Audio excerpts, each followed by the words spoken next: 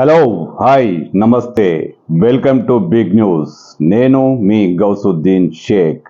ఉన్నదే రాస్తా, చూసిందే చెప్తా. మహబూబ్ నగర్లో క్షుద్ర పూజల కలకలం. అవును, మహబూబ్ నగర్లో క్షుద్ర పూజలు. ఎన్నిసార్లు పోలీసులు అడ్డుకుంటున్నా, ఎన్నిసార్లు పోలీసులు భగ్నం చేస్తున్నా అక్కడక్కడ క్షుద్ర పూజలు కలకలం రేపుతూనే ఉన్నాయి. ఇది హైదరాబాద్కు చేరువలో ఉన్న మహబూబ్ నగర్లోని అప్పనపల్లి గ్రామంలో. ఇక్కడ క్షుద్ర పూజలు కలకలం రేపాయి. కొంతమంది మాంత్రికుల, పూజారుల, క్షుద్ర పూజల ఉపాసకుల తెలియదు కానీ ఒక యువకుడిని ఒక మైదానంలో కూర్చోబెట్టి అతనిపై ఒక కోడి పెట్టి అక్కడ క్షుద్ర పూజల సంబంధించి అన్ని పరికరాలు పెట్టి అర్ధరాత్రి మంత్రోచ్చారణ చేస్తుండగా స్థానికులు గమనించారు. స్థానికులు సమాచారం అందించారు పోలీసులకు.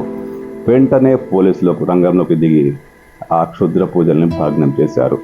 అయితే అక్కడ క్షుద్ర పూజలు ఎందుకు జరుగుతున్నాయి, ఎవరి కోసం జరుగుతున్నాయి, గుప్త నిధుల కోసం జరుగుతున్నాయా, లేక శత్రువులను మట్టుబెట్టేందుకు క్షుద్ర పూజలు చేస్తున్నారా, లేక మరే కారణాలు ఏమైనా ఉన్నాయా?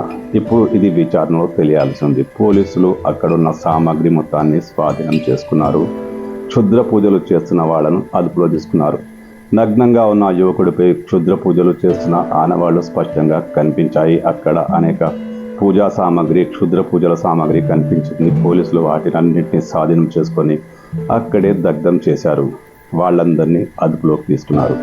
మహబూబ్ నగర్లో అప్పనపల్లి గ్రామంలో ఈ సంఘటన జరిగింది. స్థానికంగా ఇది కలకలం రేపింది. అసలు క్షుద్ర పూజలు చేయాల్సిన అవసరం ఏమొచ్చింది, క్షుద్ర పూజలు ఎందుకు చేస్తున్నారంటూ స్థానికులు ఇప్పుడు టెన్షన్ గురవుతున్నారు. నిజానికి క్షుద్ర పూజలు అన్ని బక్వాస్. అయినా ఏదో మూఢనమ్మకం వీళ్ళని నడిపిస్తోంది. క్షుద్ర పూజలు చేస్తూనే ఉన్నారు. మహబూబ్ నగర్ ఏంటి, తెలంగాణ రాష్ట్రంలోను, ఆంధ్రలోను, అసలు దేశం మొత్తం మీద ఎక్కడో ఒక చోట క్షుద్ర పూజలు జరుగుతూనే ఉన్నాయి. మెంటల్ గాలు నమ్ముతారు, మరో మెంటల్ గాడు క్షుద్ర పూజ చేస్తాడు.